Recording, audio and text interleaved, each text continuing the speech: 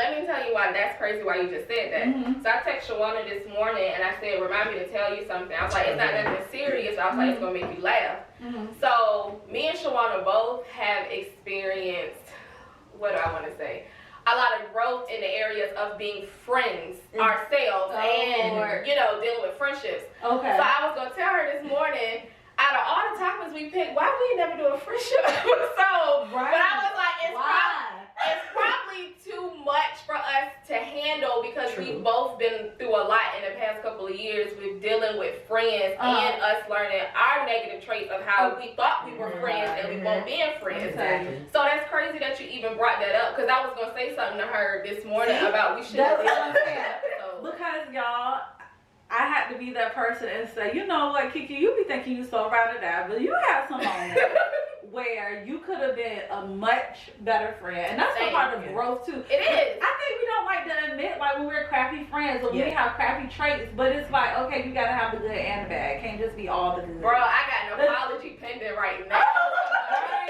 Like literally pending to somebody that I'm just like, I just need to say I'm sorry. Like not saying that I feel like the other person was right, but on my end, I won't all the way right either. But yeah, I'm just trying to get my shit together. Yeah, I just sometimes feel like I have to pray and ask God, can you just give me the opportune time just to make this situation right? Because I feel like he always put it in my spirit, like you was wrong, you could have handled that situation better. Exactly. That situation needs closure. And I feel like that's also a part of elevating. Because I don't ever want to be the person to elevate and I got so many dirt trails behind me and people like, oh my God, but she was like this or she was like that. Granted, it doesn't matter what people think. It does, because if we're trying to put out this positive message, how can we not be okay with taking accountability and resolving conflict? So and I think that kind of connects with what we said about we're like me and Brittany are not everybody is like this, but we are quick to say when we're wrong. Like it doesn't it's never bothered me to be like, nah, I was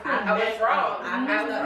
I take it, whatever. And with that, like you said, when you're able to like actually just accept and face like, okay, yeah, sometimes you're gonna be shitty. Like sometimes this is just what it is. But being able to do that, that's how you do. You always expand. You can always elevate like that. Yes. Ooh, girl. So let me ask y'all a question. Do y'all think that it's kind of like we were having a discussion that everybody has narcissistic traits? Yes.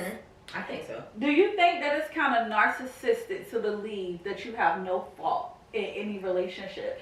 You know what I'm saying? Absolutely. Like I'm like, yo, I'm being a little bit of a narc, you know, like I have to admit when I'm wrong, because I can be very passionate, and I'm the type of person who's like, well, this is my opinion, this is how I feel. But everybody's opinion is not like that, and everybody doesn't become awoke at the same time you become woke, and then you might be the one who's not woke. Maybe they right, but your perception is totally different. So I was like, dang, Kiki, like you really was pushing that thought on that person like that. If they weren't ready to accept it, or if it's not their opinion, then you got to be okay with it. Let me tell you how we just came full circle. Yes.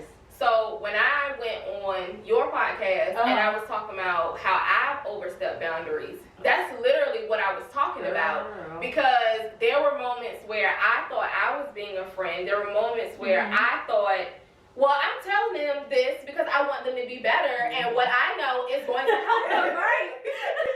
Whole time, this not my place. Whole time, just like you said, they may not be where I'm at, or they may not be where I am mentally to accept this information, but that don't make them wrong. That's just they in a different place than I am. So I have definitely been there, and if anything has ever bitten me in the ass in friendship zone, it's because I've been too passionate, too assertive, just too, listen, I'm trying to help you. I don't know why you won't let me help you.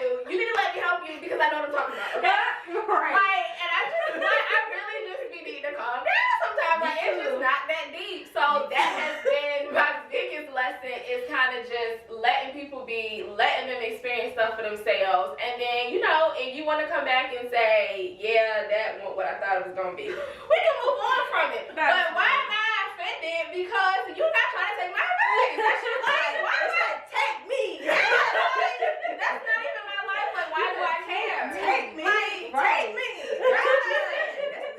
Take me, yes. Like, but, you don't want to accept me? Like, you don't want to accept what I'm saying? Yeah, I'm your friend. You believe that I'm going to do you harm. Well, really, it's not that. It's just like that. But you know what?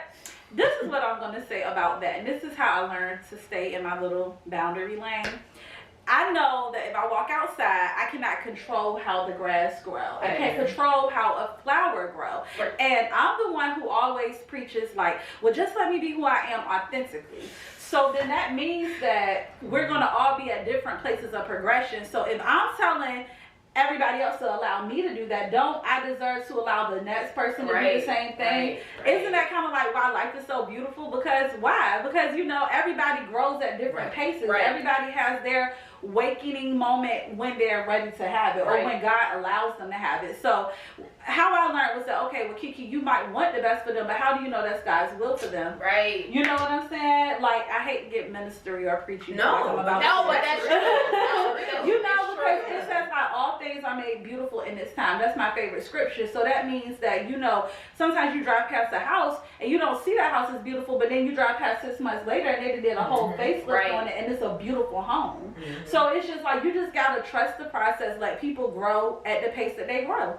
And that's how I learned to stay on my little boundary lane, because I'll be swerving. And I think that's humbling too, to be able to, even because I think society conditions us that we're all supposed to kind of be doing this same thing on this same vibe at the same time. So it's offensive for somebody to be walking by the beat of their own drum sometimes. And so when I started thinking about it like that, and was just like, yo, who am I to, like, that's their walk. Their life is their life. I can care. And Brittany, when you said about like, I'm your friend, I'm trying to help you. I did that on top of just submerging myself in other people's stuff. So it was like, I'm overly invested, because I didn't, being an empath, sometimes we can't help it. But it's just like, yo, like, where do you cross, put a line up, like, because you got and while you doing this, you neglecting the whole present self of what are you supposed to be doing right now, what lesson, you all, you know what I'm saying? Woo.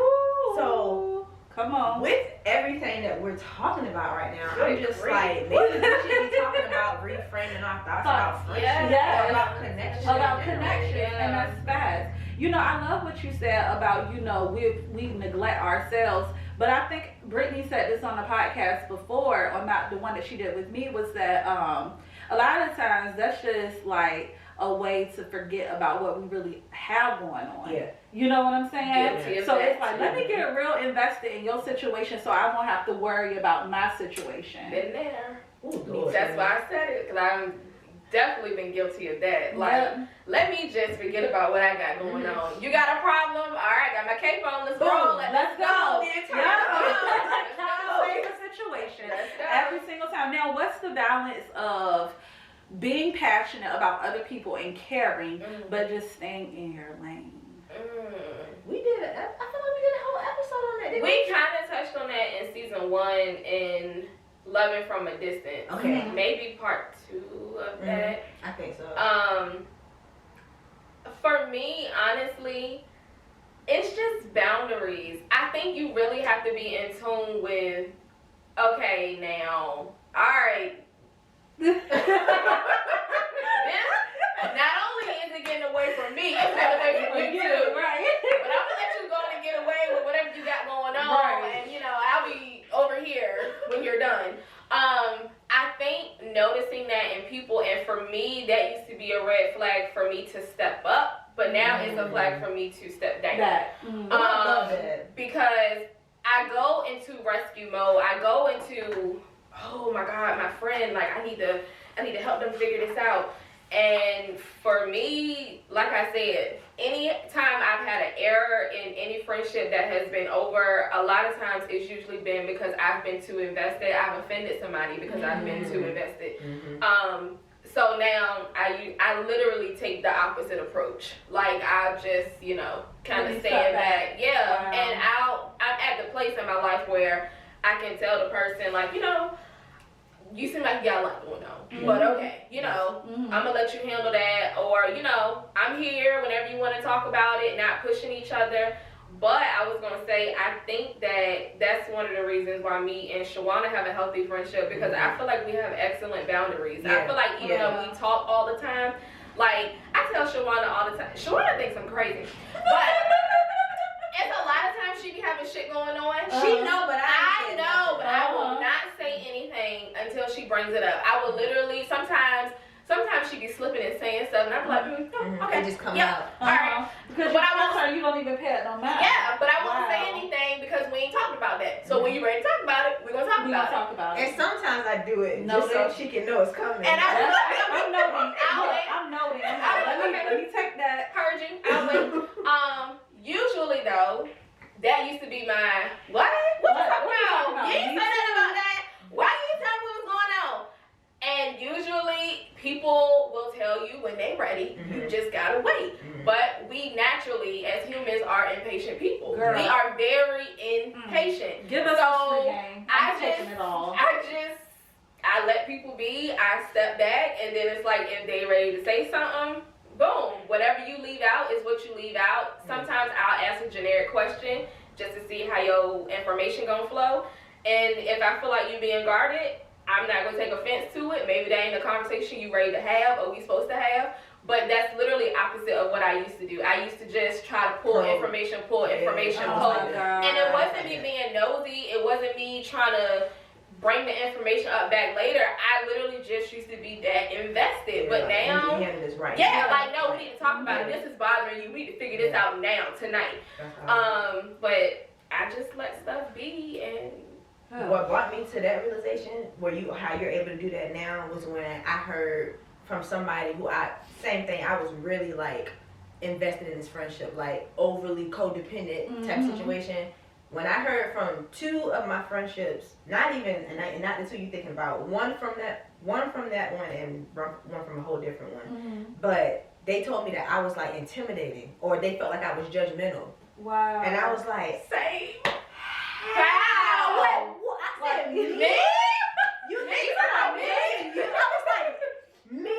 Like, it blew my mind. You almost like couldn't believe it. I was dumbfounded, because I was like, well, take me back to the moment because I'm trying to, what did I say? Because I was not even thinking that way. Oh my God. So when I been there before. Oh girl, that really did something. Like I had to really like go back and look, okay, what's my approach?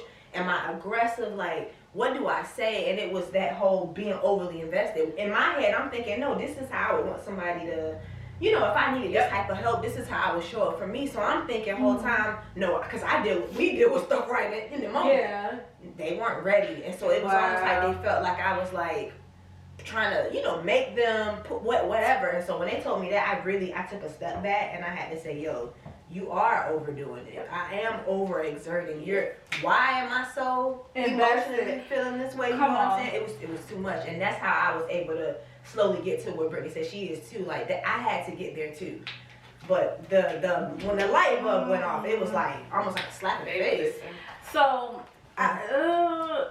Shawana, you just said a mouthful. Because, like, I feel like my little toes got stepped on. Because I have been that person, but that's what I'm saying. Like, granted, I do want people to be invested in my situation.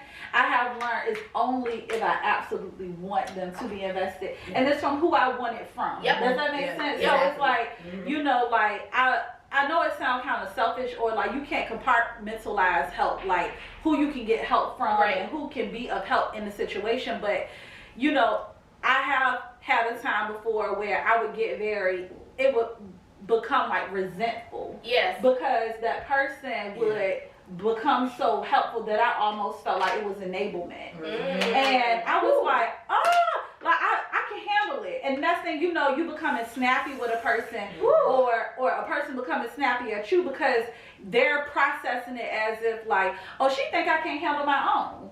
When that's not what we're thinking. You know what I'm saying? But at the same time, it kind of comes off like that from the other way around. And that's when, I had to learn the difference between, you can be of help. I think all of us, one thing we have in common is that we might have like helping degrees and careers too. Yeah. So I think we're also very used to just jumping right in and being needed. Second nature. You know what I'm saying? It's so second nature that I I almost feel awkward if I don't know how to help. Like if I don't have answers, I feel like it feels uncomfortable. It's uncomfortable to not say nothing. That is current. But you know what? It's very therapeutic too. Yes, it is. Because sometimes when people don't say nothing, it makes me have to realize, like, okay, first of all, I'm not God. So nor their therapist. They didn't pay. We didn't get that invoice. We didn't get that invoice. But then, second of all, sometimes in my silent moments, I figure out the solution to the problem. Yeah. They're gonna figure it out just like us, and we just gotta believe. People, I think people sometimes get insulted. They may feel like, well, so she think that I can't come up with a solution for myself. Yeah, no, I just think that I'm awkward and I like to help. Yeah. That's what it is. It's almost second nature to have a response to something like that. Yeah. So, and being able to just let people talk and not respond. They, like you said, how we figure it out. We don't take away from whatever God wanted to do in that moment with them. Because sometimes people just need to say stuff out loud. Yeah. I'm one of them people. Sometimes I just need to say it so it can enlighten. It can register. That's facts right there. Yeah, I just. The main thing that I have to take away from it is that you're not going to always be able to help. That's the ultimate recipe for burnout. But not even just burnout, becoming, I don't know if y'all ever had a moment where you become mad at yourself for always being into every single situation. Of course. You know what I'm saying? Or always, after a while, becoming a person, I think Brittany said this on the podcast too, that everybody gonna come to you because they know, like, even if when they don't want your help, I know that when I need her, I got her. Yeah. So let me go ahead and just call her up. And it's just like, I've had weeks where I've had so much to do on my own to-do list, but I'm trying to handle everybody else's stuff, and I'm like, nah, like, you got your own stuff to do. Who gonna save you if you get in the situation where I'm? Right. So, woo. All right. No. Okay, so I guess we need to properly introduce the episode. Now that hold on, how many minutes is I can't even tell from the thing, but we deep in. We deep in. Y'all can catch these jewels and these blessings. But welcome to the Brown Skin Blueprint, and we have a special guest today, Miss Jaquil Gilchrist of the Holistic One. I'm Brittany Williams, and I'm Shawana Ward, and I'm Jaquil Gilchrist. We already knee deep in, so I'm gonna let you drop your socials and stuff at the end. Okay. But we are very, very, very excited, y'all. We did had all this conversation, and we ain't even really started the episode. We are just super excited. But today's episode is going to be about reframing our thoughts. And we're going to broaden that to connections, friendships, anything in general, just kind of reframing our thoughts. So, ladies, if you could kind of give like a definition, or for you personally, what does it look like when you either have to reframe your thoughts or say, all right, the way I'm thinking right now, this ain't cutting it. Like, what does that look like for you? Did you want to go first? Sure. So, okay. So I thought about how perception is reality, and I thought of literally about a picture frame. So my thought process was that if I put a picture in a picture frame that doesn't fit, whether it's too small or it's too big, then I know I have to resize that thought to the appropriate frame. So that also goes back to people, that goes back to how we interact in our friendships and things of that nature. So for an example, like say for instance, if I'm having too small of a thought or a negative thought, or I have an idea, but the idea is too small. Okay. You know what I'm saying? Like as it relates to my dreams, as it relates to my career, my goals, then I feel like, okay, I got this small thought in this big old picture frame, and I'm only giving this picture frame only this much justice.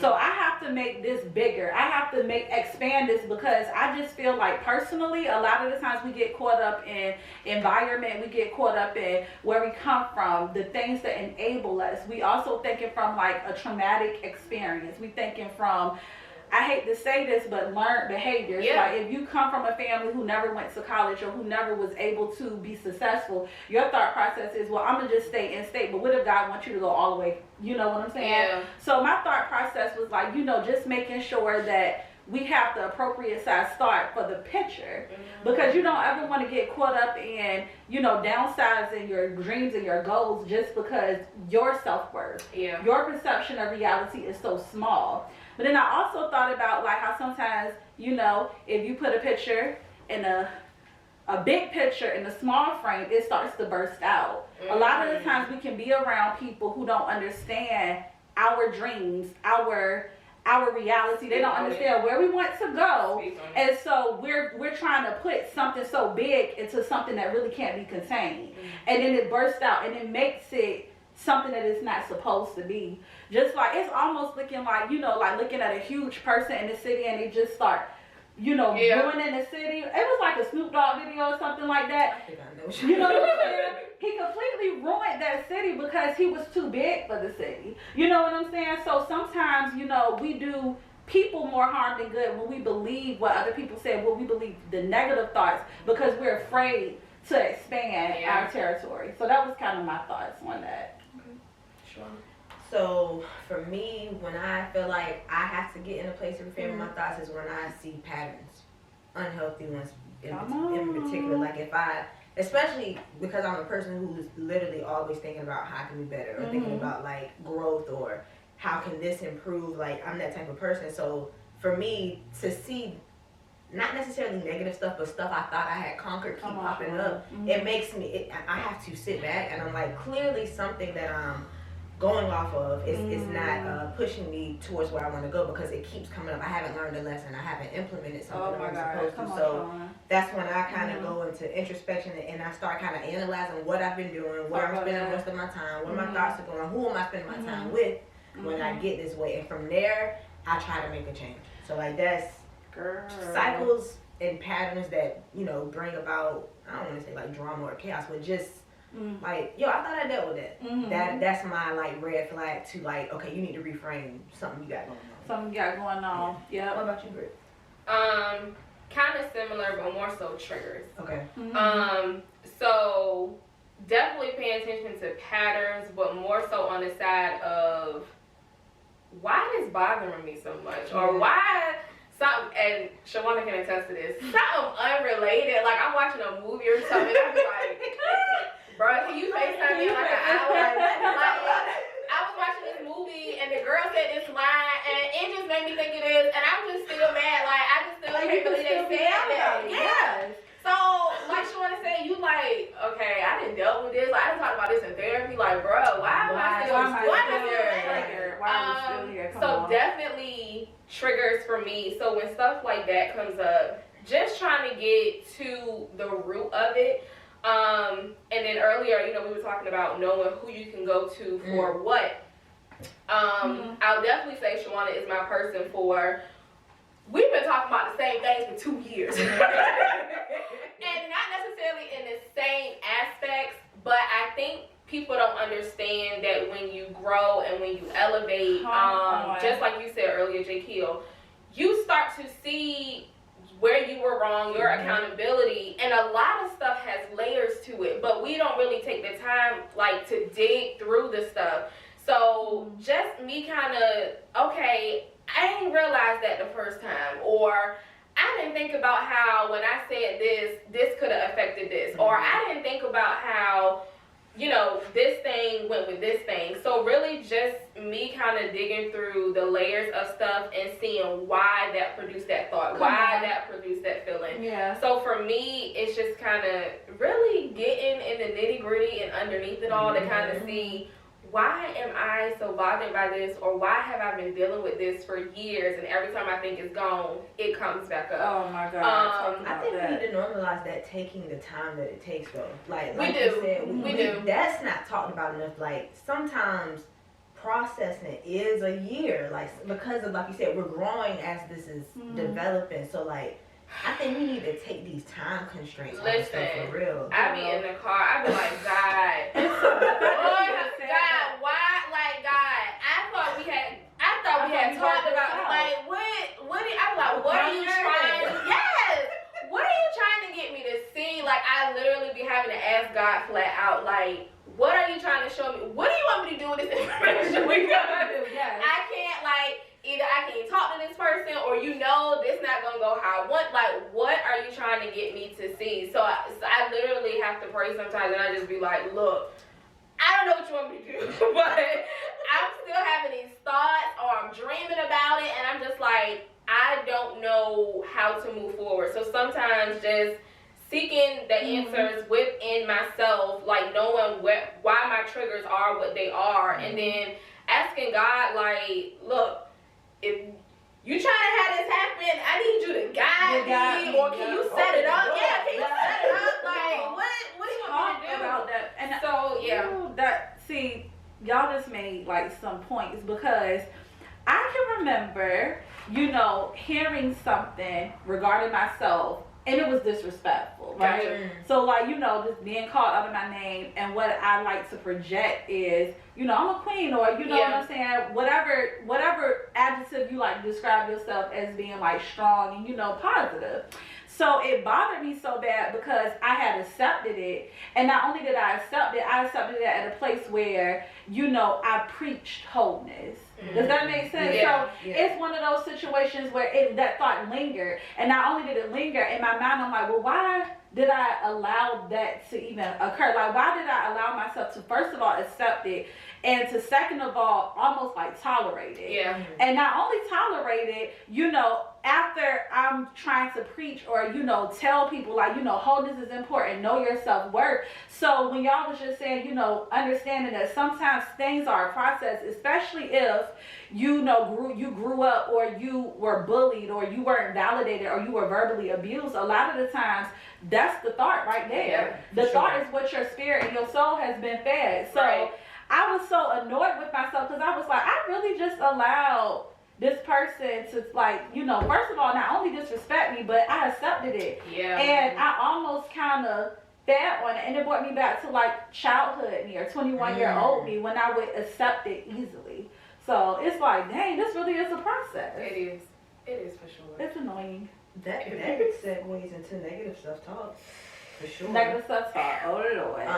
So I think a big part of reframing your thoughts is how you view yourself and how you speak to yourself.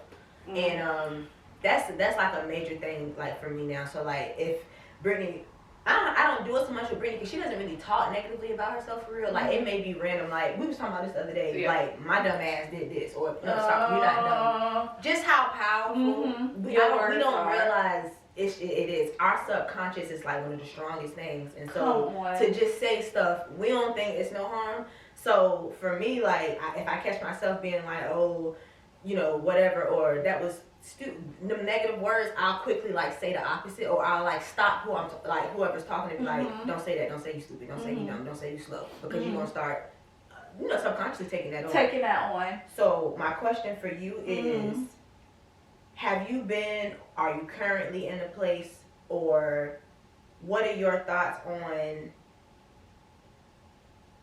have you come to a place where you feel like you have too much negative self-talk, or have you had to, like, reframe and, like, reconstruct the way that you speak about yourself or others? Has there ever been a time in your life? Are you there now, or what are your thoughts on it if you don't really struggle in that area? Okay,